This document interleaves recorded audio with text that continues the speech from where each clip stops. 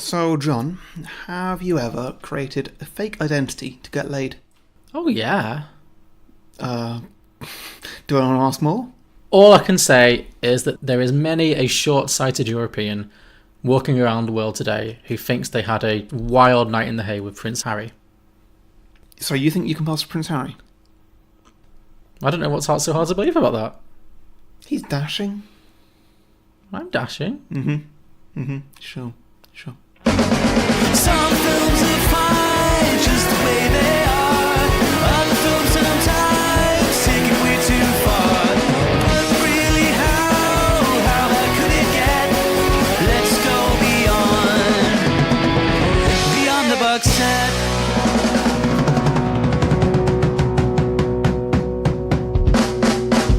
Welcome everybody to Beyond the Box Set, podcast where we pitch prequels, sequels and spin-offs to films that don't have any. I'm Harry, joining me as always is John. Hello. And today is episode 99. 99. So yeah, that's pretty close to the big one. Mm-hmm. About to become a 3-digit podcast.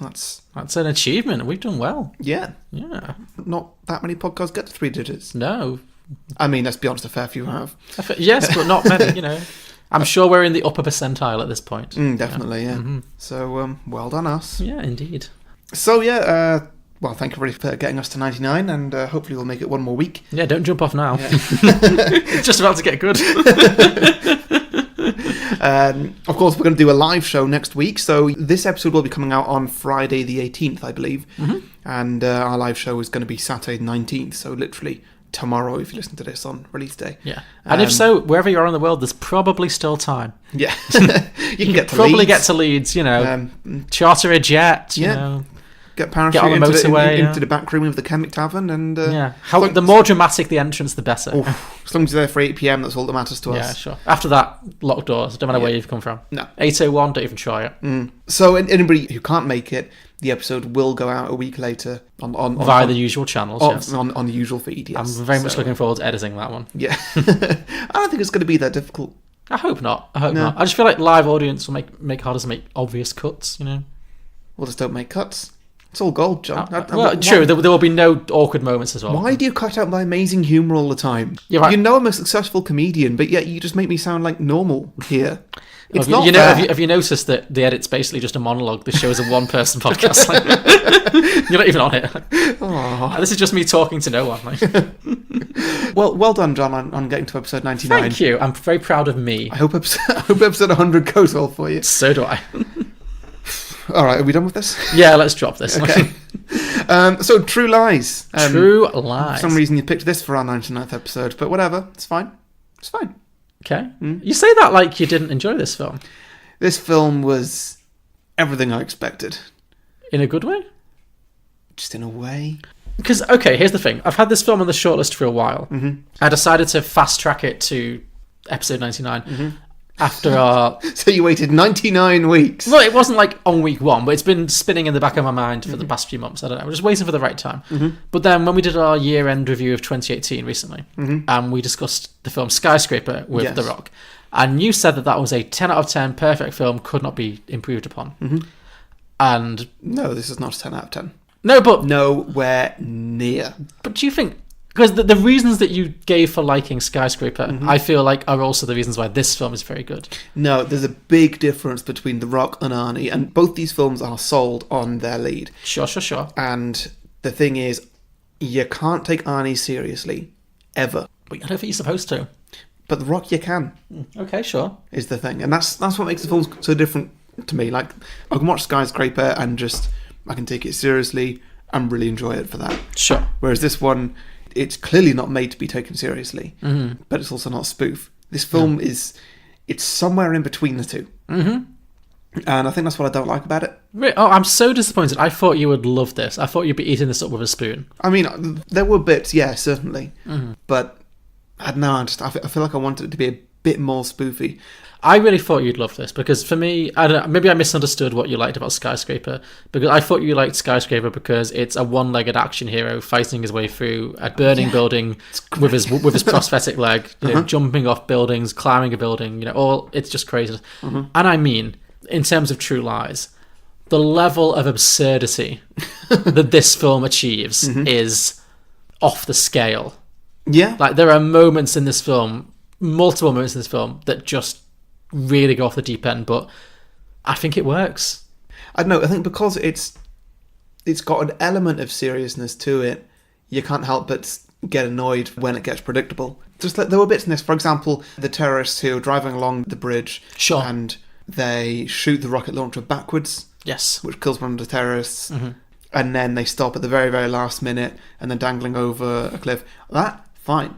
The bird landing on the bonnet, not fine. You didn't like that? No, not at all. Them then falling down and breaking into explosion the moment they touch the water, great. Okay. So, like, it had some great elements in the action scenes of ridiculousness, which is exactly what I was hoping for. Uh-huh. But it did then have just a few in there that were just like, no, not there for this at all. Okay. I feel like I need to do some more work to unpick what constitutes good action versus bad action for you, because it's more complex than I imagined. There's a lot more nuance than I expected with this. I mean, I'd say it's probably a genre that I have a big interest in and you don't, similar to most things you like. I don't know, but just like things that you like when it's just bad and you're laughing at people doing like a bad job at acting, or just like they're wearing an odd wig or something, and I really don't quite get what you're laughing at. Okay. I think that's what we've got here. Okay, but is my version of that. But I really like this film. It's like when I try and pick out a bad film for you and it just doesn't work. I don't want to say it doesn't Knights work. of Badassdom. Sure, but I enjoy talking about it. Yeah. It's not a film I want to watch multiple times, but I enjoy talking about it. I'm sure I'm going to enjoy talking about this fair as enough, well. yeah. But, I mean, I really liked this film. Yeah. And I don't think this is a bad film. Because, I mean, I do have a tendency to enjoy films that are just outright terrible. But I think this is a well-made action film. I mean, we should probably deal with the elephant in the room right now. This film is very problematic. There's a lot of this film that has dated poorly. There's a lot of this film that is offensive. There is something that my housemate told me. She did a little research after the film and found out about what I think one of the directors or writers or something said about making a sequel. Oh, James Cameron, the director, yes. Yeah, James Cameron, yeah, I forgot it was him. Do you know this? Yes, he said that after 9/11, it wasn't fun to make funny films about terrorism anymore. Yeah. Which is... No, I think the words he used were, terrorists aren't funny anymore. Terrorists aren't funny anymore, which implies that terrorists were ever funny. Yeah. Yeah. No, this is a racist film. Yeah, yes. And there's no getting away from that. No, This film is horribly stereotypical of Muslims, of the Arabic culture. There is no getting away. It's also not a film that treats women terribly well. No. So you do have to just acknowledge that and, make your peace with it or not, See, Skyscraper didn't do any of those things. Well, no, because that's a modern film. This film is pure 1996 or whatever, 1995. It is so a product of its time. And I'm not saying that excuses the more unpleasant stuff in this film, but there's this film wouldn't get made today in the same way, and that's a good thing. That's good. I'm glad that we've progressed past the very reductive stereotypes that this film portrays. Yeah. But yeah, so you do need to just accept that, and I'm not saying you need to accept it and forgive it, but to acknowledge, I'm just saying as viewers, we're not blind to it. That's a problem. It's an issue. Nevertheless, this film rocks. In other ways, this film rocks. Okay, what were your favourite bits then? Okay, well, I feel like the appeal of this film to me is that I feel like from watching this film, because as I mentioned, the absurdity levels go so high, it really goes to such places. I feel like the script for this film, every stage direction ended with 3 exclamation marks. Didn't it? Yeah. Yeah. He rides a horse into a hotel on a lift, then he jumps off into a swimming pool. It's like... Yeah. It just keeps getting sillier. I think this is the best use of Arnie for me, because he's not a great actor, let's be honest, but he's a great action star, and he does have a lot of charisma. This for me feels like Arnold Schwarzenegger in a James Bond movie. Yeah, it does. In a late Pierce Brosnan James Bond movie. Yeah. And if this was a Pierce Brosnan James Bond movie with the exact same script, it would be a Die Another Day disaster, and but because it's Arnie and it's James Cameron and it's got that little wink wink nudge nudge vibe to it, it totally gets away with it. Yeah. Mostly. Like I said, I'm not excusing the racism, I'm not excusing the sexism, which we'll talk about, but on the whole, because it doesn't try to be a serious movie in the way that I think even the silliest James Bond films want to be taken seriously on some level, it gets away with it, and it is more enjoyable for that. Yeah. Because it is just utter absurdity. utter absurdity. Yep, it completely is. So that's what I like about it. Yeah. And no, you're fair to like that because, just like having the main terrorist fall down onto the missile, then get fired through a building into a helicopter full of other terrorists, and that saves the day. With the line, "You're fired." Yeah. Yeah. Yeah. That's the standard we're working at here. Mm-hmm. This is Arnie doing Arnie at his most Arnie. Mm-hmm. Like, it is peak Arnie, and I feel like it's peak James Cameron as well, in many ways. Yeah.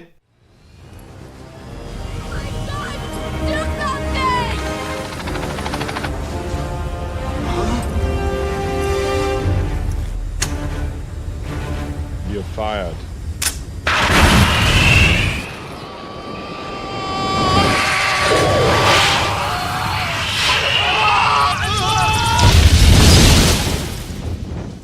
So it opens, and I was immediately happy because it had some severely 90s font work going on. Oh, yes, it did. This was like some Magnum Sans realness. Like, Yeah. It was just like so bold and like simple and harsh. So it's like Lightstorm Entertainment, which is James Cameron's production company. I've never heard of that before. I watched that little intro thing. Yeah. Like, what the hell is this? Yeah. And then I saw it, and like that production company did not do well. Did Well, not last they long. did because they produced every subsequent James Cameron movie. They clearly had a redesign. Sure, yeah, sure. I don't know if they did Titanic, but I believe Lightstorm is involved in Avatar, and they did, I think, the Terminator films as well. So, Okay. or the Terminator 2 film, the one that Cameron did. So Yeah. it's not just a one film production company, but yeah, it definitely is a product of its time, 100%. And then so the film opens. We are in Switzerland, and Arnie is playing a red-blooded American with an Austrian accent, a very thick Austrian accent. So he's a member of this US secret agents society called the Omega Sector. Sure. Yeah, it's the FBI or something. It's the Secret Service. Yeah. He's an American... A generic secret service. Generic American special agent, Yeah. yes. We first see him infiltrating this Swiss mansion full of evil villains by swimming underneath a lake in a wetsuit. There's something about Arnold Schwarzenegger in a wetsuit that I found unsettling. I didn't care for it. Yeah. He looks like the world's scariest gimp. Yeah, that's fair. Because, like, you don't want a gimp to look like it could beat the shit out of you. And this gimp would beat the shit out of you. It was unsettling. Yep. Anyway, so he pulls off his wetsuit, and underneath it, he is wearing a perfectly preserved evening suit. Yes. See, this is the point where the film should have lent more into being a spoof. Because it was just ridiculous at this point. Like, come on, that would never be like that. Whereas if they'd have made that the joke, like a little laughing point, then it would have worked really well. Well, one thing I noticed watching this back this time for the first time in a good 10 years, as much as Austin Powers is a huge James Bond spoof, Austin Powers took a lot from True Lies. A lot. And we'll get to some other things that Austin Powers directly took from True Lies. But definitely, I think this level of like absurd spy stuff. I think James Cameron probably knew it was ridiculous, but kind of was like, we'll play it straight, but they'll laugh and it's fine. Yeah. Whereas Austin Powers was like, ho, ho, ho, this is absurd. So I definitely think there's an Austin Powers-y vibe to this. This is definitely a pre-Austin Powers movie. Yeah. Anyway, so he pulls off his wetsuit, he's in his perfectly preserved evening's gown, and then he walks into the Swiss mansion full of all these evil millionaire cultural stereotypes, basically. Yep. Yeah. And it's at this point I'm thinking, why would you ever send Arnold Schwarzenegger on an undercover mission? Because he is the most conspicuous man in the world. Isn't he just? And he's not even trying. Like, No. he looks very conspicuous because he's like 7 foot tall and he's like 300 pounds of pure muscle. But he's walking through this room full of like these millionaires he's trying to infiltrate, and he's just like, "Hi, how's it going? Oh, hello, lovely to see you again." It's like, what are you doing? There's a point where he literally headbutts a random person because he walks into them. Yes, Doesn't even apologise. he is not blending in by No. any stretch of the imagination. I did enjoy the subtitles because there was one bit where it just translates what he's saying, and then in brackets, in perfect Persian. Yes, in perfect Arabic. It's like, Or whatever I it don't was, believe yeah. that for a second. The film is telling me. I don't think Arnold Schwarzenegger speaking perfect Arabic for a second, but if you say so. And he meets Tia Carrera, who is some kind of antiques dealer, who's got connections to the terrorist group that he is investigating, I guess. The terrorist group is called Crimson Jihad. which is one of many moments in the film lacking in subtlety, but sure. So him and Tia Carrere, like, they're having a proper James Bond plus Bond girl moment that culminates in them dancing the tango together. Yes, for no reason. For no reason other than the plot demands it. Demands? Well, you know. I mean, let's cut to the chase. Arnold Schwarzenegger cannot dance. No. It's a lot of cutaways. It's a lot of shots of the shoulders. There's no full body shots. Yeah. She's basically dancing around an oak tree. Yes. Yeah. I think the only bit you see him do is when he's just sort of walking in one direction, literally dragging her. Yes. Yeah, he is absolutely dragging her. So he's doing all of that, and the guards get wind of the fact that someone has infiltrated the party. His teammates, his colleagues, so you've got Tom Arnold and I forget the other guy, they're sat in like a van listening in, so they're like, Arnie, get out there, you've been compromised, whatever. Yeah. So it's okay, time to go. So he leaves, and then there's going to be lots of bad Austrian accents. Okay, great. So then he's like trying to like subtly escape the building, and then the guards come up and they're like, can we see your invitation? He's like, here's my invitation. Click, bang, the entire mansion explodes. I mean, it's not the entire match. It's No, just it's just an explosion. He's planted a huge bomb, yeah. Yeah. People are going to die. Yeah. Not for the last time in this film. There's guards chasing him. There's the classic hail of bullets but not hit him. 2 attack dogs jump at him. This is another bit where the film could have, well, the attack dogs is a bad example, but where everything else could have been a bit more spoofy. The dogs was great for that. Because I knew you'd like that. Yeah. But just like the people that chase him down the hill on skis or whatever, and he's just running. Yes. And there is a point where he does the worst forward roll in the world. Yeah. Where he literally just sort of dives and then just falls down the hill for a few meters. Yeah, it could have been a lot more spoofy because he was just taking people out left, right and centre. And it could have just got ridiculous. Because this was just...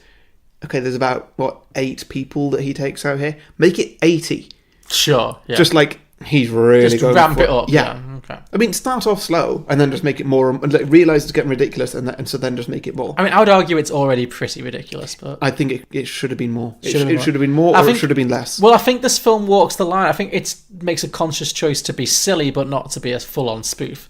Like, Austin Powers very quickly establishes that there is nothing about this to be taken seriously. It is pure spoof. Whereas I don't think this is a satire or a spoof movie.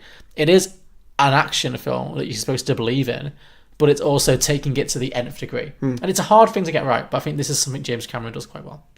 But I disagree. you disagree? That's fine. Anyway, he escapes and he returns home, and then we discover that he is in fact living a double life because he has a wife played by Jamie Lee Curtis and a daughter played by baby Elijah Dushku. He has not told his wife and daughter that he's a secret agent, so as far as they're concerned, he's just like a boring businessman who does a lot of like international stuff. He has to travel a lot for his job. So we're supposed to believe that he's been married for like 15 years to Jamie Lee Curtis and he's never told her that he's actually a secret agent. Yeah. Sure. So we find out that obviously this Harry and the team, not you, Harry, this is the Arnie character. Oh, really? Not me? Oh, Not you, sorry. sorry, I misunderstood that. Sorry, are on the trail of this terrorist group called Crimson Jihad, and they've got wind of the fact that he's on their trail, so they attempt to assassinate him in a toilet. And then we get a scene that I didn't realise Mission Impossible had just taken wholesale, the most recent one, where a bunch of terrorists attack Arnold Schwarzenegger in a public urinal and just shoot the shit out of it. And he basically snaps a lot of necks and he shoves the guy's head into the urinal and goes, here, cool off. And then all the water spits on them. Yeah. And then, yeah, it's just craziness. And the leader of the terrorist organisation, played by Art Malik, he gets away and there's a very extensive chase sequence, which for me is the highlight of the film. I guess the horse getting in the lift, that's probably it. Yeah. So... The guy... I was kind of hoping... So when the terrorist motorbikes across 2 skyscrapers, lands in a swimming pool. Yeah. A very convenient rooftop swimming pool. And then Arnie nearly does the same. If it was a spoof movie, it would have happened. Yeah. Like I'm just imagining like a Blues Brothers going over a jump sort of thing where it gets higher and higher every time. And Sure. yeah, he lands it or whatever with no difficulty. Or like in Spice World, the movie, where it becomes like a claymation thing. It's just like... Yeah, just something like that. Yeah. That's kind of what I wanted there. I don't really want it to go the way it did with Arnie doing humour, which never has worked in the history of cinema. Is that what your problem with this film is, that you don't find Arnold Schwarzenegger to be funny? Yeah. Okay, that's interesting. He's not good at comedy. No, he's not. He can't act. Yeah. But I think he doesn't need to be, because if he just commits to a ridiculous situation, it becomes funny automatically. There's something about him riding a horse through a hotel which is just inherently funny to me. I think he's good as just like a blank action hero in a film. Okay. And that film can be a comedy, like the first half of Last Action Hero. It's fine because he's just playing your standard blank action hero. I mean, have you seen the second half yet? No. I see. I have no idea how that film ends. No. Okay. I probably won't watch it either. Okay. Yeah, and so like that, and obviously Terminator works really well. Okay. But when he's trying to do comedy, No, doesn't. Okay. To each their own. no, he can move on and somebody else can take his place. Okay. Well, anyway, I loved it. So the terrorist steals a motorbike. Arnie chases him on a police horse.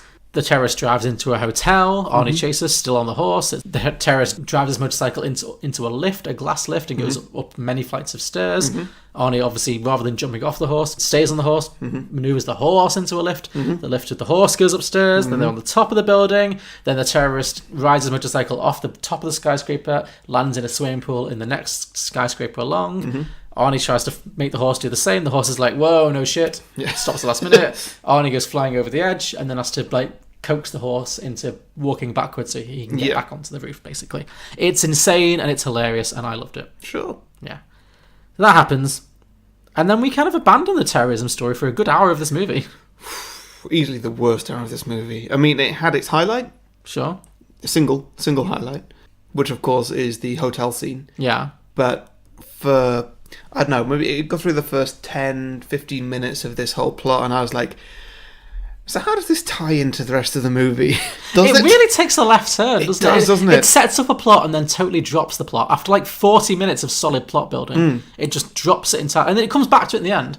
But it does take a good, like, 45 minutes. You're just like, we don't care about the terrorists anymore. Now this film is a domestic comedy. Like, yeah. And it felt like a different movie. It became a completely different film. Yeah, I agree.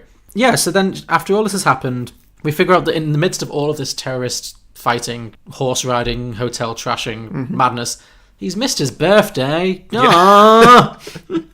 So Jamie Lee Curtis and Eliza Dushku have been waiting for him to come back and celebrate his birthday, and he hasn't. So he's neglecting his family because he's too busy saving the world. The classic superhero problem. The next day he tries to make it up to Jamie Lee Curtis by going to visit her in work. Overhears her on the phone to a strange guy. Begins to suspect that she might be having an affair. So he uses government resources to basically track her, which is highly illegal. And God, this film goes on for so long. I told you this would take a while. There's a lot to cover. So he basically is tracking her, presume there's no paper trail, whatever, and discovers that she's having sort of an affair with Bill Paxton from Titanic. And many other... I think he's in Terminator 2, isn't he, as well? Or Yeah, he's in a lot of James Cameron. I think he was a big James Cameron collaborator. Like, he was in all of them. Yeah. Yeah. I liked him in this. Yeah. He was funny in a pretty thankless role. We've really got to hear a good look.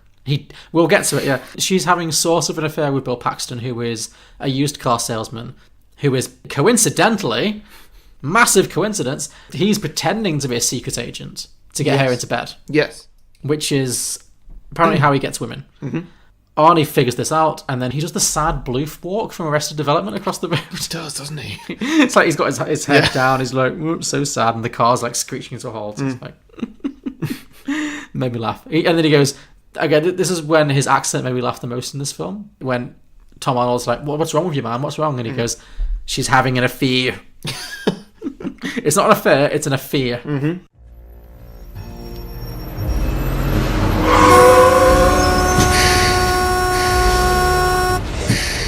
Hey, hold it! Fucker! What's going on, man? Sick or something? Looks like got gut kicked. It's hell. It's hell. Helen. Helen has something to do with Helen, I'm guessing. Helen. Helen is having an affair. But yes, Bill Paxton is giving great 90s arsehole. Great costuming. Oh, yeah. It really reminded me... He would have been too young at the time to do the role. It really reminded me of a Sam Rockwell performance. It did. It's a very Sam Rockwell. Yeah. With the mustache and the floral shirt and just the general... Creepiness. Creepiness, definitely. Sam Rockwell's just... He plays creepy so well, but he's just such a great guy. Yeah, true, yeah. Don't know what it is. Maybe he would have been too likeable, whereas Bill Paxton manages to make it just repulsive, but in a fun way. Sam Rockwell can be very unlikable. Oh, true, yeah. He could have done this. It could have been him, definitely. He's a used car salesman, and Arnie pretends to be a customer to kind of learn more about him. And then that's how he ends up talking to him about... Unbeknownst to Bill Paxton, he's telling Arnie how he's trying to sleep with Arnie's wife. So he's like, oh yeah, I'm conning this girl right now. She's beautiful. She's got great tits, and she's got an ass like a 10-year-old boy. Which I was like, ugh! Ugh! Is that what people say? That is disgusting. That is revolting. Oh, God. Ah, I forgot about that, to be honest. that was repugnance. So, who are you working on right now? I always got a couple on the hook, you know. There's this one right now. I got her pinned like a dog. It's great. What does she do? Some sort of legal secretary or something. You know, uptight and conservative. Oh, but she could be so hot if she wanted to be. And with you, she gets to be real hot, huh? Oh, red hot. Yeah. Her thigh steam. It's like a dying plant, just needs a little water. Married to some boring jerk. Married to some boring jerk. Yeah, you know, he doesn't appreciate her. She's like all these babes. You get their pilot lit, they can suck start a leaf blower. Oh, God, she's got the most incredible body, and a pair of titties make you want to stand up and beg for buttermilk. Ass like a 10-year-old boy. So he's set up this kind of romantic rendezvous with Jamie Lee Curtis, who still thinks he's like a secret agent, basically. So then she goes to this meeting, which is in his trailer. Yeah. And then he's trying to like seduce her. He's like, we need to have sex so that you can be comfortable with me, because then when we're going to go to Paris together and you're going to pretend to be my wife or whatever it was. Some cockamamie story. And at the last minute, she's like, no, I can't do this. I love my husband. I can't cheat on him, whatever. Because obviously she can't actually have an affair, because that would make her unlikable. And then she like rejects him. But before she can leave, Arnie organises a full-on SWAT team assault on this trailer. Like, Yeah. so, like, what mission did these people think they were on? Like, all the people who storm this trailer, literally there's helicopters, there's multiple armed soldiers, they kidnap Jamie Lee Curtis, they kidnap him. I mean, they're probably not told very much. They're probably just told... This is your target. These are people of interest, and Sure. we need to acquire them. I wanted a scene where he presented the report to his superiors. Like, so, what was that? Yeah. But anyway, it happens. And then there's I think at a point when the film became a bit too mean-spirited and horrible. Yeah, I agree. When they're threatening to kill Bill Paxton. Yeah. They're basically holding him at the top of a skyscraper, like, we're going to drop you, and he's crying. It's by a bridge, but yeah. Or whatever. Well, it's a tall drop. They're threatening to kill him, and he's begging for his life. And then it's like he's like, "Oh, I've got a micro penis. It's really embarrassing." And he's crying, and then he pisses himself. And I was like, I don't like this anymore. This has gone too far. This is just being mean. This isn't funny anymore. No, this is just upsetting. Yeah. No. Then they're like, "Oh, it's fine. You can go." And he's like, "But when I turn around, you're going to shoot me. You're going to shoot me." They're like, "We're not going to shoot you." It's like, and he's, I don't know. It was just a lot. And then the guy does shoot. And then they do shoot at his legs, shoot the floor at least. Yeah. But like without even looking. Yeah. There are certain points when I'm like, James Cameron is not a nice man, and I think scenes like this are like telling. But anyway, that happens, and then that character's not really in it until the end. And then Jamie Lee Curtis is like in a interrogation room. And they conduct a whole fake interrogation, basically Arnie and Tom Arnold, just to kind of trying to figure out whether she's already slept with Bill Paxton, which she has not. And she kind of confesses that the reason she kind of fell into this whole trap was that she's very bored and very neglected because her husband doesn't pay enough attention to her, and she feels like she's not done anything with her life. And to be fair, Jamie Lee Curtis I think she is the MVP of this film, because these are the kind of scenes. This film could just be horrible because it's so exploitative in this kind of way. It treats women so horribly, but she plays it in a way that you can really believe her. Like she's very funny in this film. Yeah. She's also very believable in this scene. Like she sells it, and you need her to sell it in this scene. She does, so she's great. So she's like, "Look, I just feel like my life has just been really boring and bland, and I just wanted to do something that was exciting." And so Arnie kind of feels bad. Not too bad. He still is lying to her. He feels sympathy for her, you know. So he decides to, rather than tell her the truth, he orchestrates this whole kind of thing to let her play at being a secret agent for a little while, so she can feel like she's doing something exciting. Which means without telling her that it's him, he says, "Well, you need to go to a hotel room, seduce this agent for us, and plant a bug. Otherwise, we're going to send you to prison for life." So obviously she has to do it. Yeah. And they're like, "We'll call you." So then they let her go, and then a few days later they call her, and it's like, "Go to this hotel at this time, seduce this guy, and then plant the bug." And she agrees because she has to. So then we cut to a few days later. She arrives at the hotel, and she's wearing this 80s prom night disaster dress. Yeah. It is so ugly. Yeah. But it made me laugh so much because so she's walking through the hotel corridor wearing this hideous black dress, and then she looks in the mirror and she's like, oh, it's a bit much, isn't it? And then she pulls off all the ruffles and the sleeves. She wets her hair a bit, and suddenly she goes from like, the movie becomes a softcore porn for like 10 minutes. Yeah, it does. It's like suddenly she goes from like the frumpy housewife who's been wearing just like cardigans all through the movie, and suddenly it's just a bit of water in the hair and just pulling off a few things, and now suddenly she's like a high-end hooker. She's just a full prostitute at this point. It was great. She did it well. She looked fantastic. Yeah. I mean, that's because Jamie Lee Curtis is hot, but it was just like, it was so funny the way the transformation made me laugh so much. It was like, ooh, suddenly I'm sexy. She goes into the hotel room, and of course the person she's meeting is her own husband. Yeah. But she can't see him, even though he's like 3 feet away from her, just in slight darkness. But her eyes just don't adjust because it's a movie. So he's just sat there with like a fake A voice. a voice recorder with some pre-recorded dialogue. Yeah. And he tells her that she needs to do a sexy dance for him. It's just awful because like he's already pre-planned that she's not going to be good at it, and then it's going to be good at it. Yeah. And like her dance is just, it comes out of nowhere, and it's very uncomfortable. I found it hilarious though. Well, that too, but at the same time, it's just like, oh, she's doing all this for like some guy, and like, oh no. And it's actually her husband, like, controlling her, making her do this. This is just not... No, morally it's horrible, but as 5 minutes of physical comedy, I think she is really funny. I really didn't find that funny at all. Not even when she, like, tries to grab the pole and she misses it and she falls backwards. Like, Yeah, that. Yeah. But, like, the whole situation... the situation is very cruel. Yeah, of, like, he's threatened her family, Yeah. so she now needs to pretend to be a prostitute for an evening. Yeah. And No, that part is that part has really aged poorly. It's very this film is very cruel to her character. Yeah. And then to think that in the same film, 3 terrorists get killed by a heron landing on their bonnet. Yes.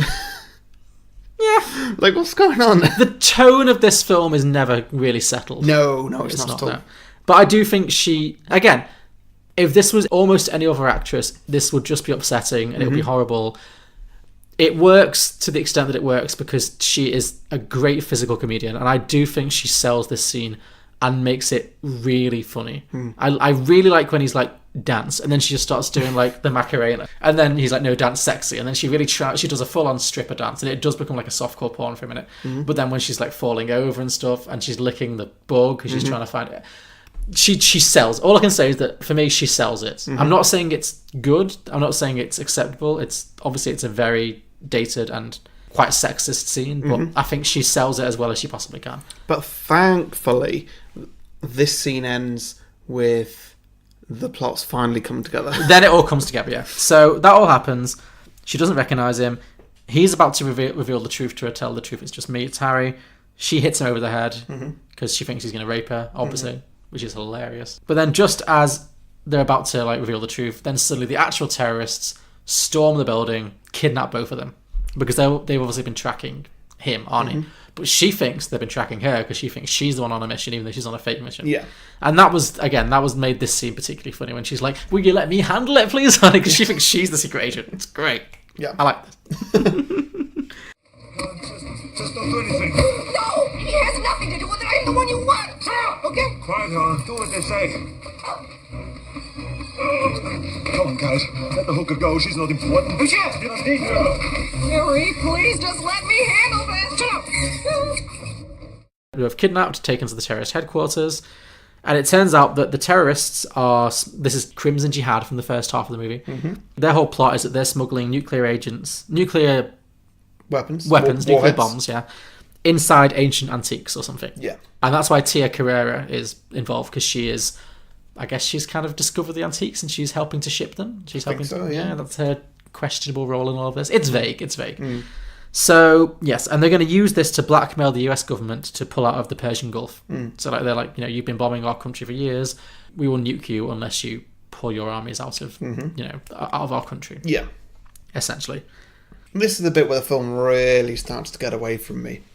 And I have no idea what's going on. Okay, how so? So, yeah, the terrorists have taken them to this warehouse, essentially, for God knows why. Yeah. I don't know what it is they wanted to know from him. Well, they want him to be on camera. They want American hostages Yeah. to strengthen their case. I got that, but why were they interrogating him? Oh, because he's a secret agent. So they want to know how much he knows, I think.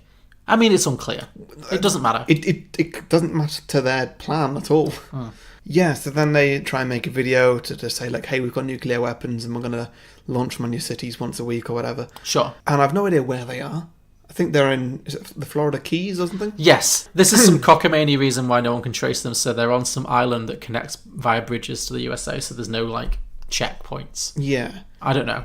And so then, after that all happens, they place a nuclear bomb under some concrete or something with a 90-minute countdown. Yes. And then they get on some bridges from the Keys, I guess, going to the mainland. Yeah, mainland America. I think so, yeah. Mainland USA, yeah. I assumed it was the other way around, but I really had no idea. Yeah, then that's when the government steps in and starts blowing up the bridges and stuff, and some good action scenes. You say the government. Whoever. But the terrorists are already in the other city with their daughter, Dana, I think she is. Yes, that is confusing. Like, they're already there, and they're ready to blow up another city. I thought it was one a week. And then the bomb goes off, the first bomb goes off, nobody cares. Yeah. Like, No, what? You're thinking too hard about the plot at this point. Yeah, but up until this point, the plot, not, albeit it's not great, but it makes sense. And then suddenly it's just like, okay, we're here, now we've blown up this thing, now we're here for... This plot did lose me a little bit as well, because there's a point in this film when it's literally just 20 minutes of Jamie Lee Curtis just screaming Yeah. constantly for 20 minutes. It got a bit much. It did get a little bit shrill, yeah. Eventually they managed to rescue her from the speeding car. Tia Carrere dies, we guess. The nuke gets detonated. Apparently there's no consequences to that. Yeah. Just a nuclear bomb has hit America, but nobody cares. But it's not over yet because, as you mentioned, Art Malik has actually somehow managed to kidnap the daughter, who this movie has not mentioned for a good 90 minutes, but now she's important again. Yep. So, suddenly we're back in, like, the city. Is it New York? Somewhere? I'm going to assume somewhere near Florida. Like, initially I thought LA, but, like, I know that's on the opposite side of the country, Sure. so, like, it's not. But... Yeah, I have no idea where this is supposed to be. No. Anyway, he's kidnapped Arnie and JLC's daughter. So Arnie hears about this, commandeers a fighter jet, flies straight off to try and save his daughter. Oh, and also the terrorist, Art Malik, still has one nuclear bomb left. I think there were two. One got detonated, the other one he's got hold of. So then he's holding the daughter to ransom and threatening to detonate this last bomb. The daughter, Dana, steals It makes no sense with his threat. No, not at all. His threat was, like, one bomb a week until you, the American government, do this, whatever my demands are. Sure. Like, okay, so you detonated one, and then half an hour later... Well, no, to be fair, the first the one... other one. Well, to be fair, like, events haven't turned out the way he hoped. That first bomb got detonated, I think, in, like, mid-air or safely. It wasn't like it was dropped on a city. No, that bomb was covered in concrete and then detonated. Yes, but I don't think it was detonated where it was supposed to be. I think it was at a safe enough distance. No, because that was where they filmed the video, where they said, like, one a week. It didn't go off there. Yeah, it did. No, it didn't. Did it not? No, I don't think so. You sure? I don't know. I feel like his plans were sidelined by the fact that Arnie had basically killed half his crew. Okay. I don't know. It doesn't matter. I don't think he had killed anybody by the time... He had killed many by people. the time they set the countdown. Sure, I don't know. I felt like that bomb went off, but it didn't hurt anyone. He was expecting it to hurt people. I don't know. Sure. I don't know what to tell you. I genuinely don't. It doesn't matter. The point is... Clearly doesn't matter to James Cameron. No, because this film, it's not about that. You're focusing too much on the details, Harry. The point is... But in Skyscraper, the details make sense. I can't believe you're defending Skyscraper against True Lies. I really thought this would be like, okay, I thought I liked Skyscraper, but this is the real deal. That's what I was expecting here. No? Okay. Anyway, so Elijah Dushku's character, the daughter Dana, she steals the ignition key for the second nuclear bomb, ends up on the top of a crane. She climbs up onto a crane to kind of get away from him. Art Malik's chasing her. It's very dangerous. Arnie comes up in his plane. There's a bit where he flies up. He's like, it's more like a hovercraft, really. Yeah. I don't know how that plane works. No, I genuinely didn't know that planes like that could actually take off vertically. I don't think they can either. But so he's like, I mean, they can in, like, Marvel films, but sure, that's something else. That's in the future. Yeah. But no, that's present day, John. Look, this episode's running long already. Let's not get into the mechanics of how Marvel planes work. Okay, well, it's present day. Fine, Carry on. Fine. So Arnie flies up and he's like, "Jump, Dana, jump!" She jumps from the crane onto the front of the plane. She's hanging on by like one hand. To broken glass. It's a broken glass. Yes. She's fine. She's fine. Yes. Art Malik jumps onto the back of the plane. Mm-hmm. He's still trying to get to them. Arnie's trying to fly away. Mm-hmm. Art Malik climbs to the front. There's a whole shootout. He tries to shoot them both. Arnie kind of punches him, maybe, does he? Something. Art Malik falls, ends up getting his like braces or his pants or something. Something, yeah. Hooked on the missile. Oh, I think it's the strap of his gun that he's wearing. The strap of his gun gets hooked onto the front of a missile. The front missile of the plane that Arnie's flying. So Arnie gives his fantastic closing line, "You're fired," fires the missile, which conveniently fires through an already blown up skyscraper and hits another helicopter full of terrorists. All the terrorists get blown up and killed. Yes. Would have been a much, much better line if that terrorist in a previous part of the film had been pretending to be an employee of Arnie. True. Because then when he says, "You're fired," it'd be like, oh, because it's like he's fired from the job. Yeah, or if but he'd been like Donald Trump or something. Because The Apprentice, you're fired. Yeah, I guess. I mean, you could have said Alan Sugar, Alan but whatever. Sugar, sure, if you want to be British, yeah, sure. I am British. Sure, but, you know. What do you mean, if you want to be British? Well, this film isn't British. Fine, yeah, okay, I get it. I get what you mean. And that's the end of the film. Oh, well, and then the film ends, the family are reunited, America's saved, and now Arnie and Jamie Lee Curtis get to be ludicrously conspicuous secret agents together. Aww, and they go to a loving big mansion, do the tango together. Yep. We see Bill Paxton again. Once again, he pisses himself because this film is quite cruel. And then it ends. Yes. Well, I'm glad I it's thought over. you'd like this more than I really thought you'd like this one. Yeah. Clearly, I was wrong. Yes, clearly you were. Okay, well, I guess that we're done with the plot, so drinking games? Sure. Okay, so do you want me to go first? Sure. So I had drink every time a character escapes a hail of bullets unscathed. Is there any character that's not Arnie? Yeah. Well, one of my favourite scenes of this film is Tom Arnold when, again, he's being chased by, I think, the main terrorist guy, and the guy shoots like a machine gun at him. There's like loads of bullets, and he hides behind a lamppost. Yes. And nothing hits him, even though he is a lot larger of a target than a lamppost. Yeah.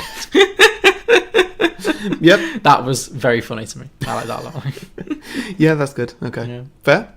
And Arnie, it happens to Arnie multiple times. And, Yes, and Jamie of Lee course. Curtis. There's lots of like bullets flying everywhere, but obviously the heroes never get hit. I suppose with her own gun that she drops True, downstairs. yeah. Fucking idiot. First one, drink for explosions.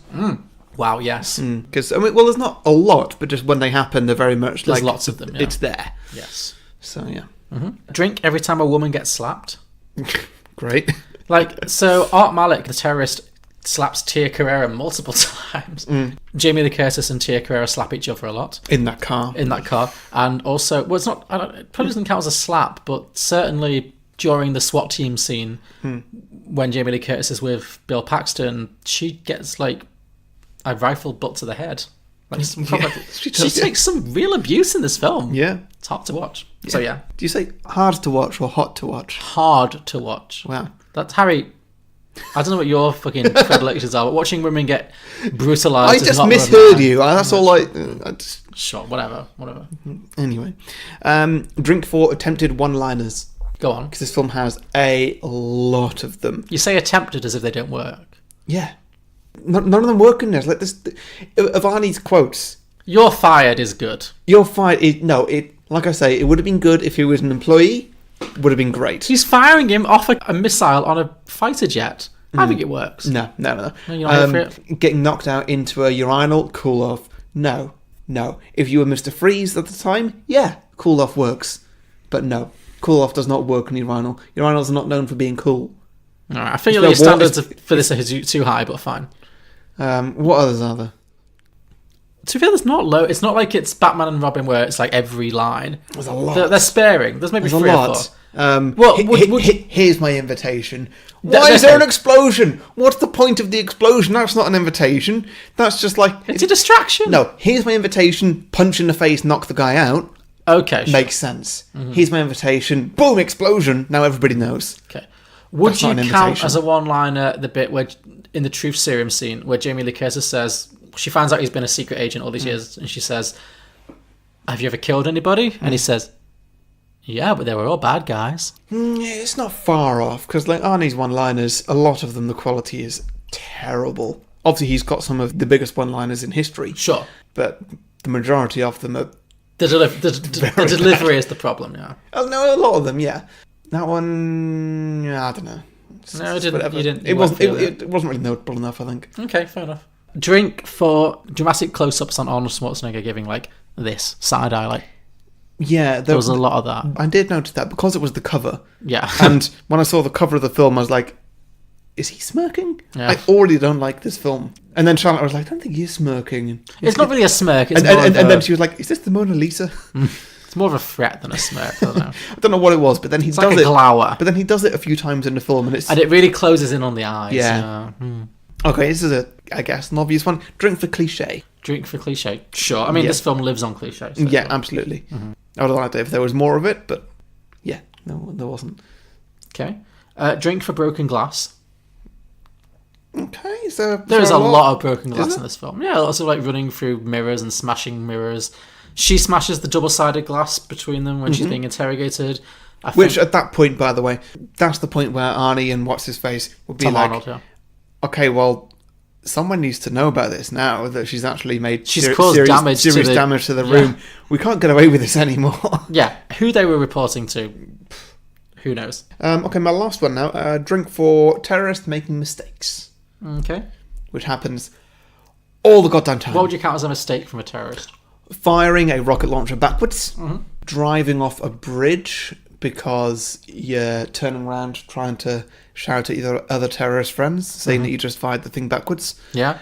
Not keeping an eye on the key of the detonator yes. at the end. That was a very fatal flaw. Yeah. The battery running out. Yeah. There is just everything. Yeah. I mean, I guess that does tie into the kind of racist undertones of this film, of just like, these are a completely incompetent group of people. Yeah. I don't think it takes the concerns of the Arabic community seriously. No, I don't think it does it? If anything, it makes light of them. It does, yeah, exactly. Because like the speech he's giving, as much as he's painted as like a terrible terrorist, the speech he's giving about how America is, bombing their women and children and stuff, in another film could be taken very seriously, but in this film it's played purely for laughs, which is questionable. Yeah. Okay, I had two more. Drink for strong extra work. Especially in the hotel. I liked all the extras going, whoa, no! Jumping out the way of the horse and the motorcycle. Loved it. And my final one is drink every time Jamie Lee Curtis screams, Harry! Harry! Oh, God. She did get very shrill. She did, yes. Yeah. God, what a stupid film. I really thought you'd like this more. I apologise. I really thought this would be like a swing and a hit for you. It's not your worst pick. Oh, okay, by a long way. This is miles ahead of Yentl. Okay, good. Well, I like that Yentl is now our baseline. I mean, if it's better than Yentl, what this year I hope to go lower than Yentl. Oh God, no! Please don't. Because I feel like we have to. Mostly, I'll do higher, but I don't want to like rest on Yentl. Guys, if anybody would like to be a co-host for Beyond the Box Set, then there's a space opening because I'm leaving. Oh please! If you're going to try and get less than Yentl, well, I mean, I have to keep pushing the boundaries. No, you don't. Push it upwards. Okay. Don't push below Yentl. Never push below Yentl. Okay. Just put that on a t-shirt. Never push below Yentl. Great. Cool. Prince of Tides, we're doing it. Ugh. God.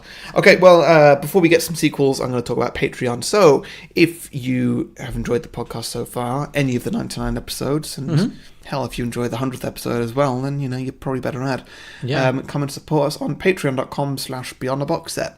You can donate as much or as little as you like, and if you do, we will give you a bonus show in which we review films in the cinema, which can generally be quite fun. We just actually crossed our 50th episode at the time of recording.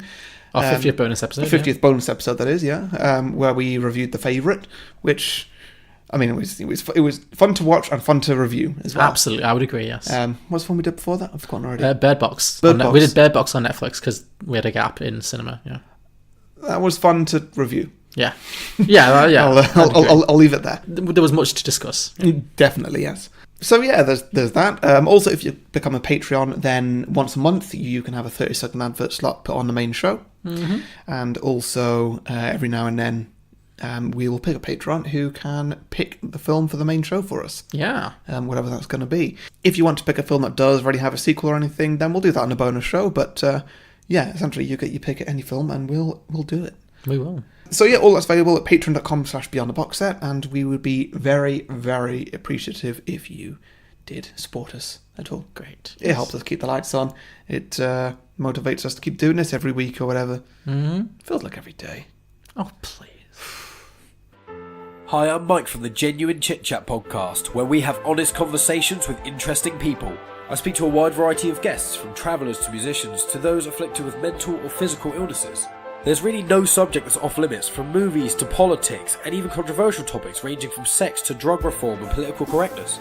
So if you still believe in the art of conversation, are intrigued by healthy debates with different ideas and perspectives you may not have thought of, and want a podcast where every episode is about something different with a variety of guests, then this may be the podcast for you. You can hear us on YouTube and all your favourite podcast apps, and follow us on Twitter, Instagram and Facebook. So if you want to hang out and listen to honest conversations with interesting people, then come to Genuine Chit Chat, where I'm your host, Mike Burton. Great. Sequels. Sequels, well, you go first because it's my film. Okay. So I've got one that is starring, I think, the most underwritten character of this film. Do go on. Dana. Oh, mine's kind of Dana-centric as well, but that's okay, you go. Is it? Yeah. Okay. Well, I got there first, so it's fine. Yeah, sure. So I reckon that she's clearly got something else going on while her parents are spying about. Oh, is this like a mid-quel then? Sort of thing, yeah. Interesting, okay. Side call. Side-quel, sure, yeah. So this is the daughter who was played by Elijah Dushku. Yes. Yes. Dana. Yes. Jump, Dana, jump. And my title is True Lies, Dana-nother Day. Dana-nother Day. Like it, okay.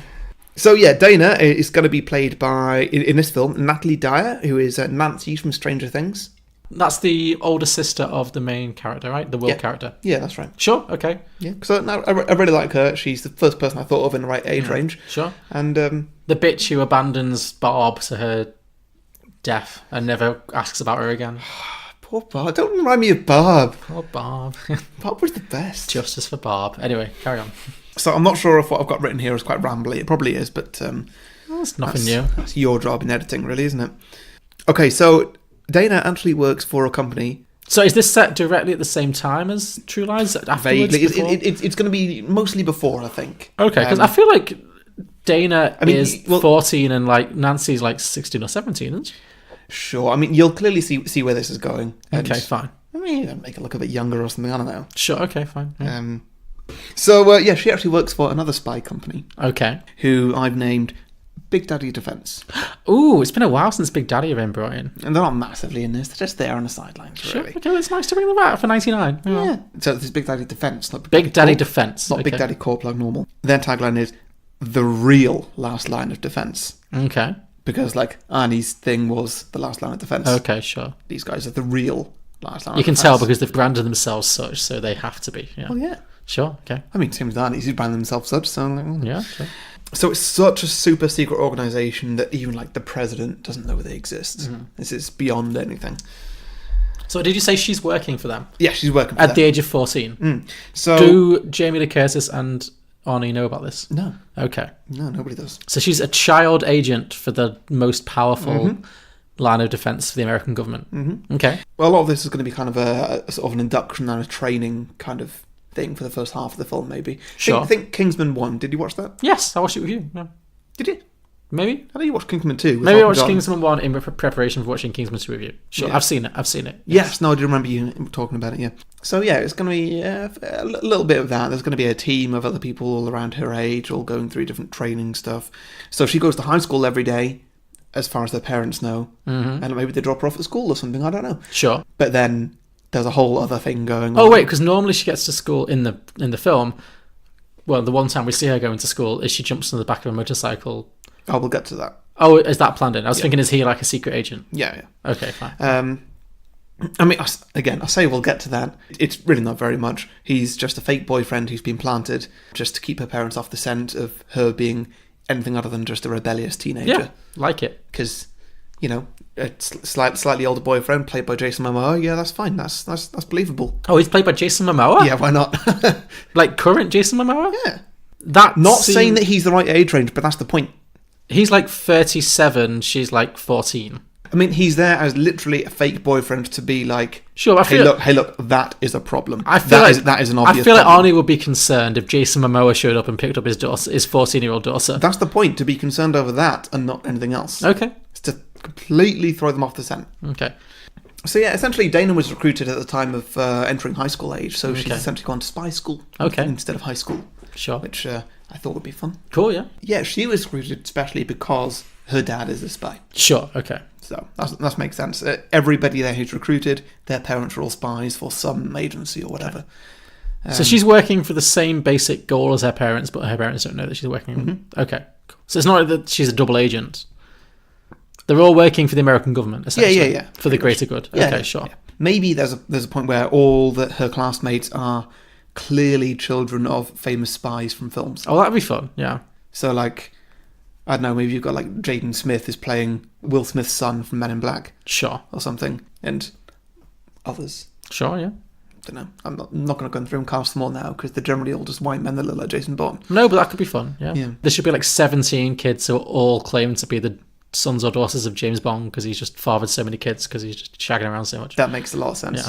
Yeah. But none of them know each other. Yeah. It's like, so who's your dad? They're all different races. Yeah, they're all from different mothers. It's a whole big thing, and they don't know each other. And it's like, oh, who's your dad? Oh, my dad's the famous spy James Bond. What? No, my dad's the famous spy, and it just becomes a whole thing. Yeah. Oh yes, and definitely that in this world he is the famous undercover spy James Bond. Yes, everyone's heard of. Yeah, absolutely. Yeah. But they've all got different pictures of him. Some of them have got Sean Connery, some of them have got Pierce Brosnan. Mm-hmm. Anyway, continue. Yeah. So Dana, she's not actually doing that well at spy school. Okay. So I wanted to make a spy film where they're not the best in the world. Sure. So I mean, she's fine. She's not about to fail and drop out, but she's running up top of her class. She's nowhere near. Sure. So, she's making a few mistakes here. She's blundering about a little bit. Yeah, now, at one point, her and her group of friends, they've got this game that they play. Okay. Where essentially whoever loses whatever training they do that day, like whatever exercise games or whatever, I don't know. Whoever loses that game has to get strapped down to a chair and watch what their parents were up to that evening until there's nudity, and then it gets turned off. Oh, interesting. Okay. So essentially, they've all given their parents some kind of a gift where they can spy on their parents. Very important, given that one or both of their parents are spies. Oh, I see. So it's like maybe like a teddy bear or like some kind of ornament with a secret camera inside so they can watch their own parents. A camera and a microphone. Dana gave, I think it was her dad, I'm not sure, a locket with a picture of them both in it. Okay. Which you do see in the film. Fair enough. In True Lies. Yeah. So yeah, there's that. Now, unfortunately for Dana, normally this is quite a monotonous game. Mm-hmm. Oh, that's where you wanted that. I had to throw that word in there. Sorry, listeners, I had to ask John what that word meant initially when I wrote this.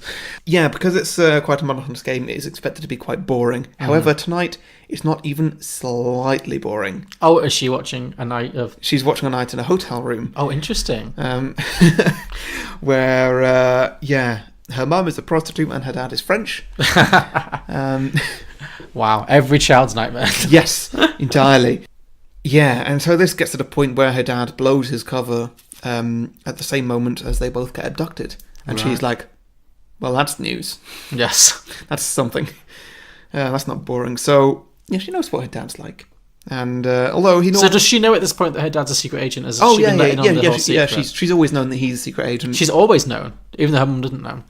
Well, since being inducted into this spy school. Oh, I see. Okay, so she's not... Her dad doesn't know that she knows, but she knows. Yes. Okay, sure. Great. Yeah.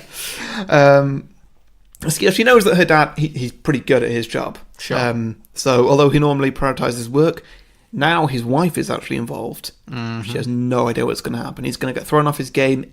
Anything could happen. Sure. So she's like, someone needs to step in. I'm going to step in. Sure. I need to go and help somehow. So she goes and speaks to her boss. Okay. Something that Arnie never does. Okay, yeah, that's true. Who's her boss? So she walks into the largest office anybody has ever seen. Okay. And at one end is a corner window with a desk there. And, the boss is clearly sitting in the chair facing out the window. In like a swivel chair, so you can only see the back. Definitely, yes. Yeah. And at the other end is a dance studio with a wooden floor. Okay. And a wall of mirrors. Interesting. The desk chair swings round, and there is a boss stroking a white cat. Do you remember the title of this film? Remind me? Dana-nother Day? Dana-nother Day, so is it Judi Dench? Nope. It's been a while since I've seen Dana-nother Day. Madonna! Oh, interesting, okay. The boss is Madonna. Wow, the acting quality of this film just went way down. For sure. Didn't it just? This is what the film needed. This is what True Lies needed. A Madonna cameo. Sure, okay. So Dana explains the situation to Madonna and requests that she is put on the case. From intel she is gathered, she expects that the terrorists will be coming after her at home to abduct her or something. And Madonna says, well, show me you're ready to go in the field, and while gesturing towards the dance studio. Oh, so it's just do a full dance routine now? I was going to say a fight routine. Okay, great. I'd rather see Madonna, well, more sort of like dance fighting.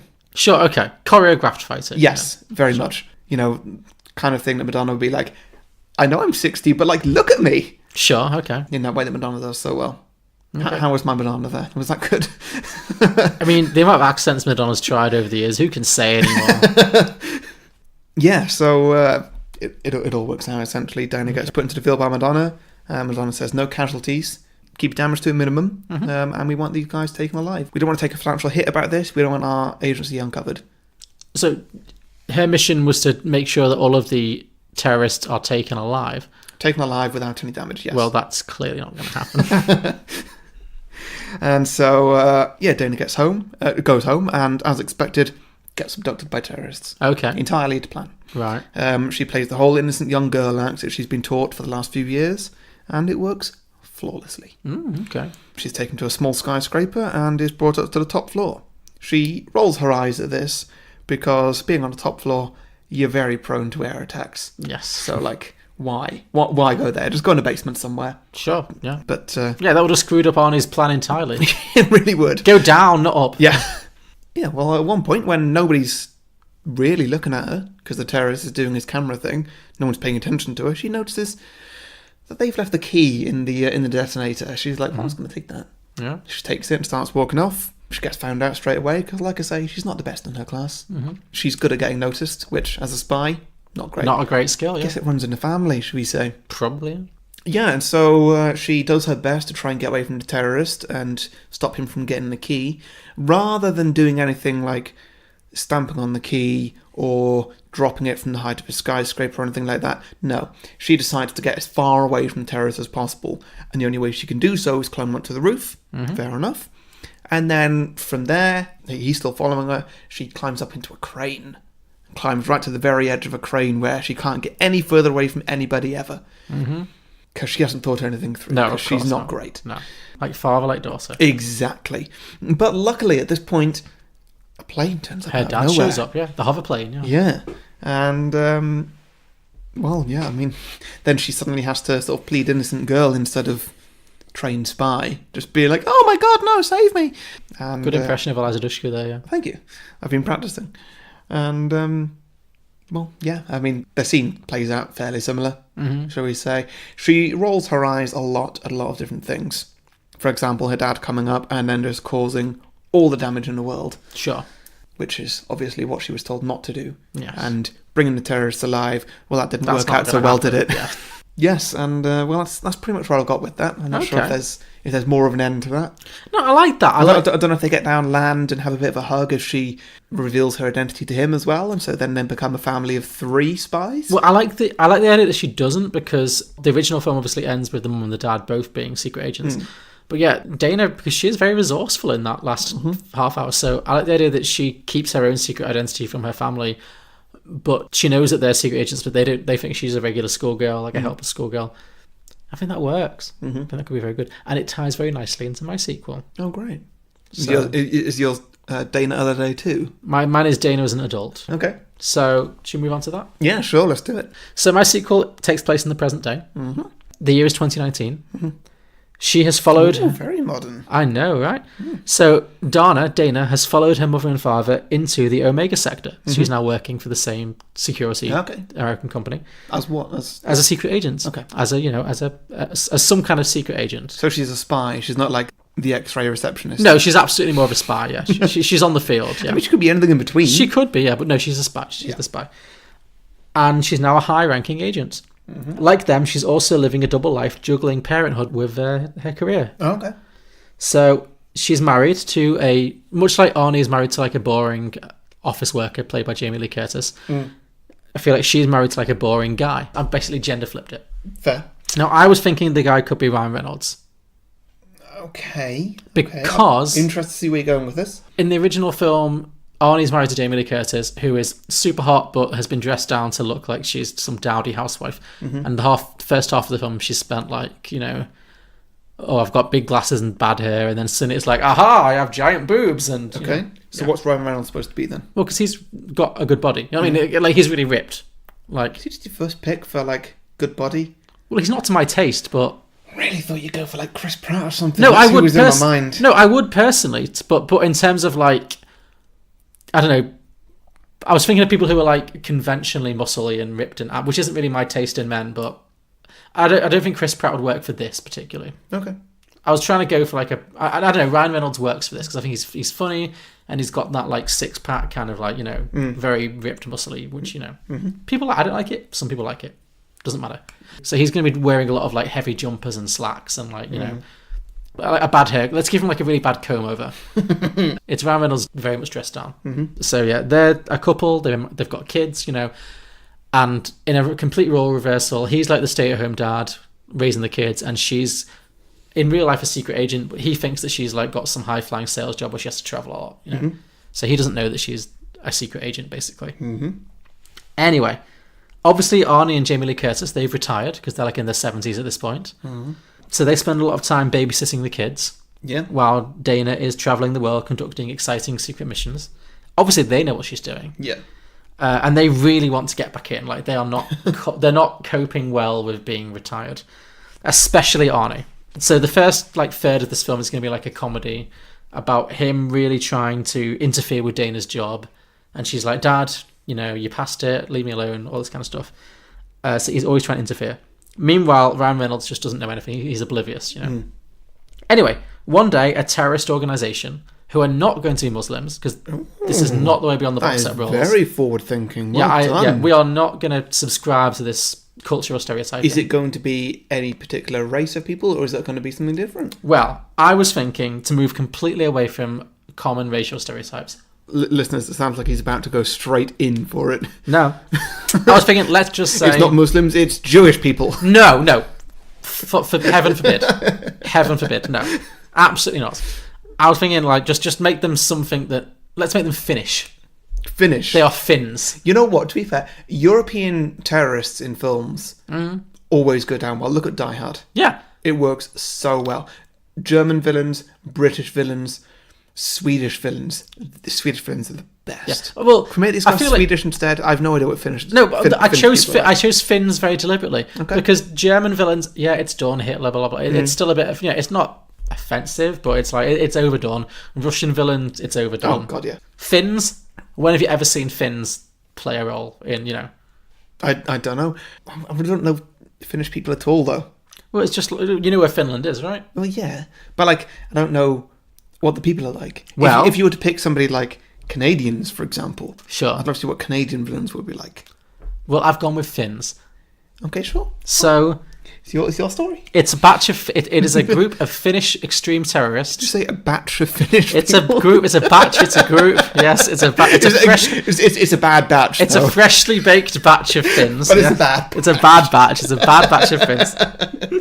That is the collective noun for a group of batch of Finnish people. Finns. A batch of Finns. Yeah. And I think the correct plural is a lordy of Finns. Oh yeah. Anyway, they're Finnish terrorists with a plan to detonate the polar ice caps to accelerate climate change. Brilliant. And plunge the world into eternal winter, much like the ones they've suffered in their cold and dark country. Okay. So it's like the whole world will be as cold and dark and wintry as Finland is. Sure. So is that the whole plan? Is that the whole aim? That's their plan. That's their evil scheme. So their aim is literally like, hey, we're having a tough time here. We want you to have a tough time as well. Well, maybe it's like we're going to hold the world to ransom, much like the Crimson Jihad did in the original. It's like, pay us billions of dollars, whatever, or we will detonate these bombs and make you suffer as we have suffered a lifetime of winter. Always winter, never Christmas. Right, okay. Yeah. Sure. So, yeah, Finnish villains. These Finnish terrorists... To be fair, it would work for Canadians as well. It would, but I've gone with Finns. I'm sticking with Finns. Sorry, fucking hell, sorry. Stop taking away from my Finnish idea. Okay. I think it's workable. So... Let me know when it's finished.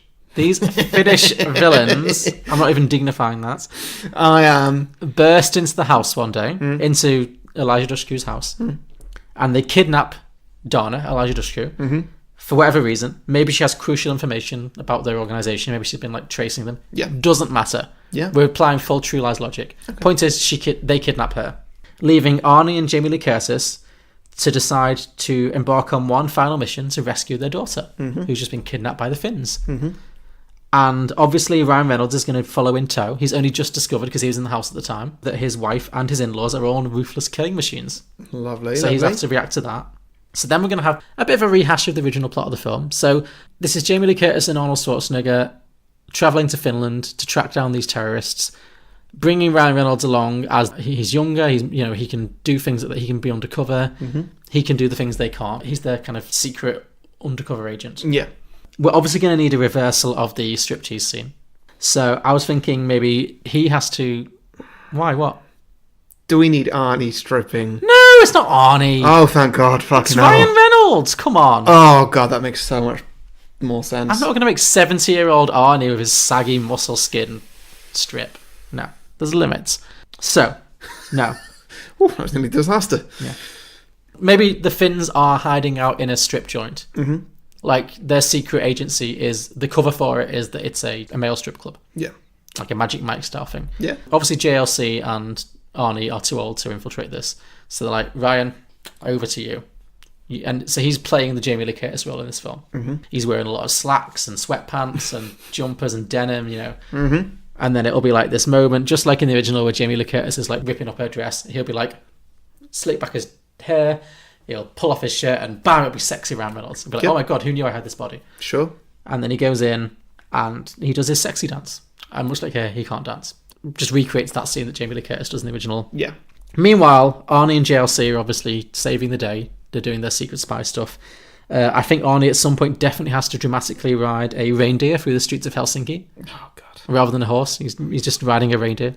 Like giant Arnie on a tiny reindeer, just chasing some terrorist on a motorcycle. Sure. I've not cast the terrorist. I don't think it matters. Meanwhile, JLC, Jamie Lee Curtis, definitely has to get to a point where she has to defuse the nuclear bomb that's going to blow up the ice cap. Yep. So she'll be on the ice cap with the nuclear bomb. It's like counting down like 15 seconds. Wait, just check it. They're thousands of miles apart, right? Yes. Yep. Okay.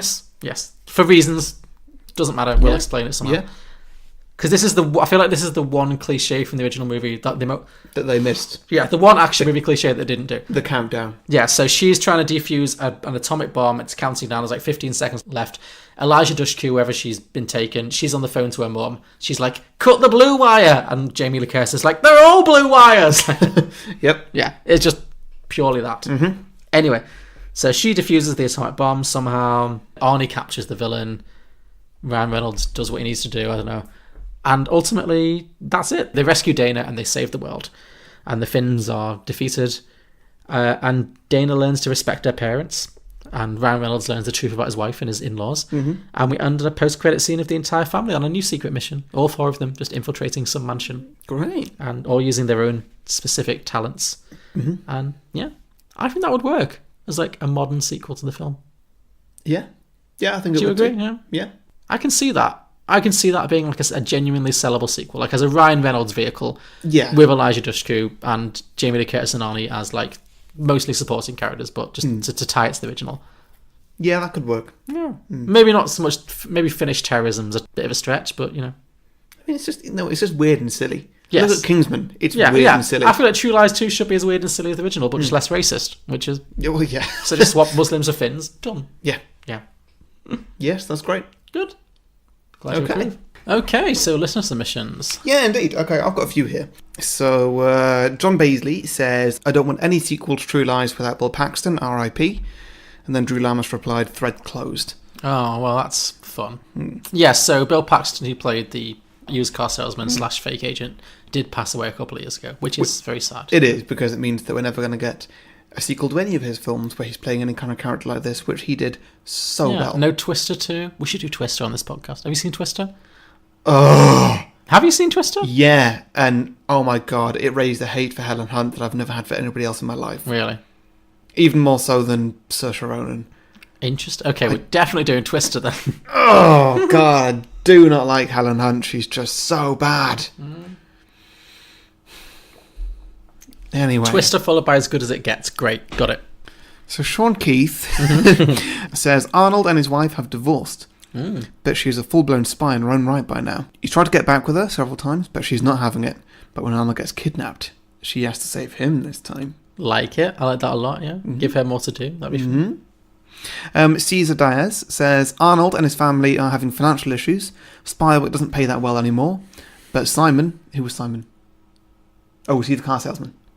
Is he? I assume so. Yes, he has. But Simon has become a millionaire, owning his own automobile company, even bigger than Ferrari. Okay. One day, Arnold, his wife, and Simon all met at a party. Simon offers Arnold $1 billion to spend one night with his wife. Oh, it's like an indecent proposal. Interesting. Okay. And another idea from Caesar Diaz, a spin-off, the story of how the plane Arnold used to save his daughter was destroyed during a fight between Thor and the Hulk aboard a S.H.I.E.L.D. helicarrier. The story should include how the spy agency Arnold worked for became part of S.H.I.E.L.D., and that is how they acquired the plane, thus making True Lies part of the official MCU canon. Because no film can not be part of the MCU canon anymore. Everything has to tie in. Sure, okay. And my last one here, from some idiot called Ross Burton. Helen Tasker, now aware of her husband's actual job, gets him to train her in weapons and tactics. Years later, she uses these skills when she is targeted by a possibly supernatural serial killer around October 31st. Ah, that's interesting. So Ross has tied this into Jamie Lee Curtis's other most famous role, which is obviously the Halloween franchise. Which I love that tie-in, how having not seen any of those films. Cool, okay. So some of mine. Zachary Pierce said, Two Lies. It had to happen. It had to happen. Straight off the bat. Well done, people. Well done. Okay. Benji Tunnell said, Liar Liar, as in the Jim Carrey movie. Okay, sure. That'd be an interesting idea. Huh? Wait, as in, like, is that all he's got? Yeah. So okay, so that film is, with Jim Carrey and everything, that there is directly a sequel to True Lies. I guess. I've not seen it, so I do not know. It's Jim Carrey. Do you know the plot?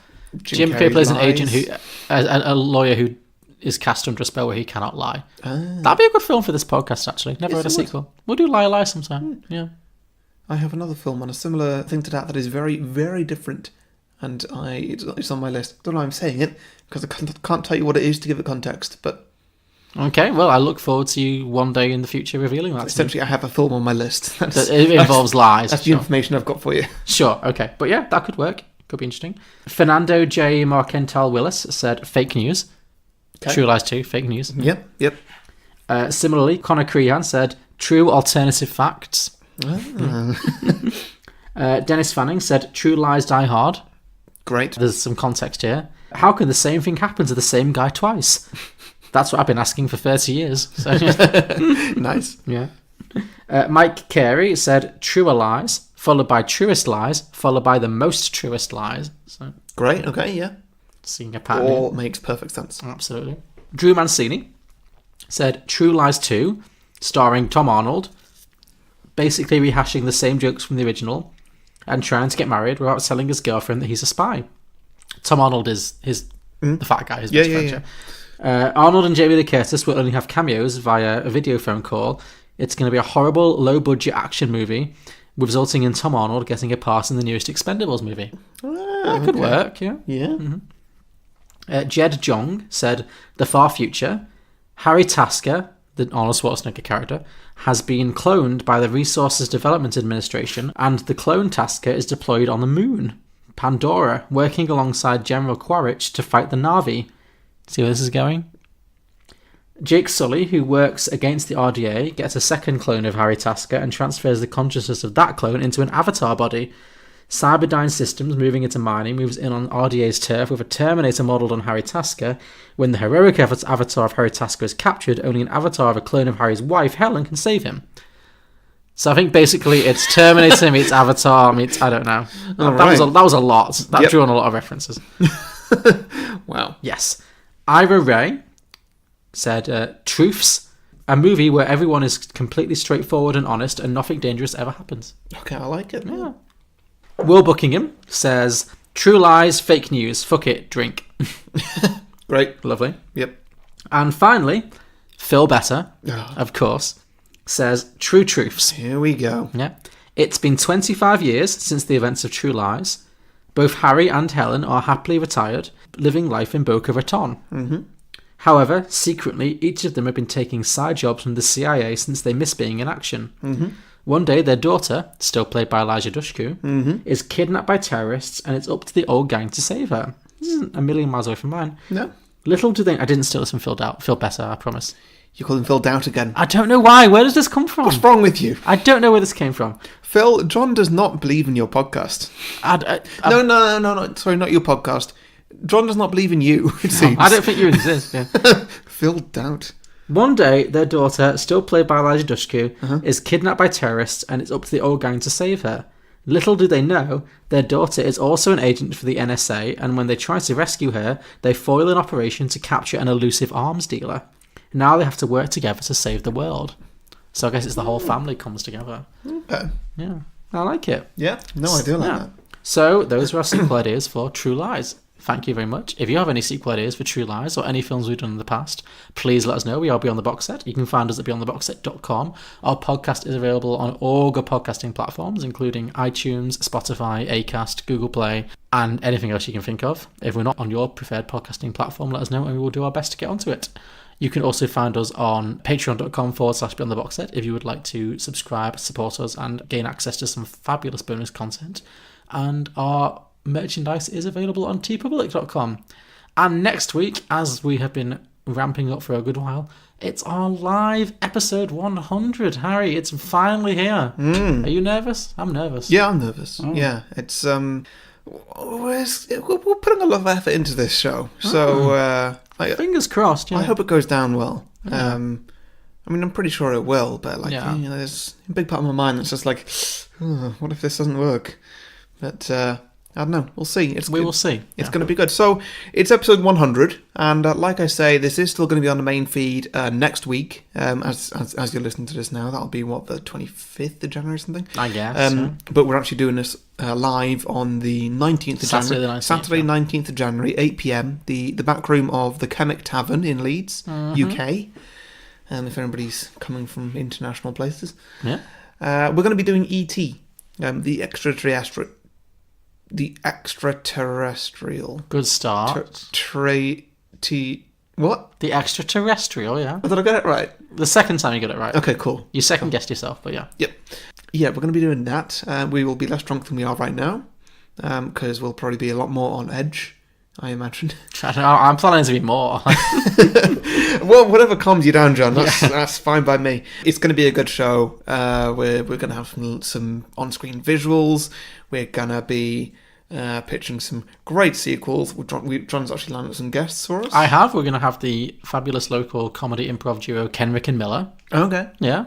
Who will be joining us to pitch their own sequels to the film. Many friends of the podcast are going to be there. We're going to have Louise. We're going to have Ross, I believe. That's the plan currently. Hopefully, yeah. Yeah. We should do, because we've got a lot of podcast recordings planned for the next day. So. Oh, cool. Okay. Yeah. I don't see why he wouldn't be there, but you never know. Good. That's a good way of reeling him in. Yeah. Yeah. So hopefully, be a good way to, I don't know, some Beyond the Box Set fans to come together and meet each other, and obviously we'll be doing some entertainment. The night will just be great in general. John's going to put a playlist together for afterwards. We're going to have a bit of a party. This is news to me, but sure. I was just expecting it. Sure. Okay. Really. Yeah, all over. It's going to be a really good fun night. Yeah, I'm excited. I'm looking forward to it. It's going to be good. Yeah. Well, episode 100. That is crazy. It is crazy. It is absolutely crazy. So, well, thank you everybody for getting us through 99 episodes. And we'll see what happens for the next one. Yeah, and then here's to episode 200 and beyond. Yeah. Yeah. Sorry, I'm just still quite nervous for next week. We'll be fine. We'll be fine, Harry. Cool. Great. So tune in next week for E.T. the Extraterrestrial. And send us some sequel ideas, by all means. Yeah. To be honest, we want lots of really good ones from all our honest listeners. Yeah, so now is the time. Have you been listening for weeks and weeks on end, being like, I could do better than these guys? This is the time. Episode 100 will be a great time to send us a sequel idea. We will read out live in front of a live audience of people. You were about to put a number to that, weren't you? I was about to say tens. I was like, tens of people. Hopefully. It will be tens of people. Yeah. Hopefully at least 10. Yes. Yeah, we'll see. Yeah. It'll be a good time no matter what it is. Cool. All right. Well, that's enough wrapping up. I think that's pretty much everything done. Thank everybody for listening, and see you all next week. See you next week. Bye.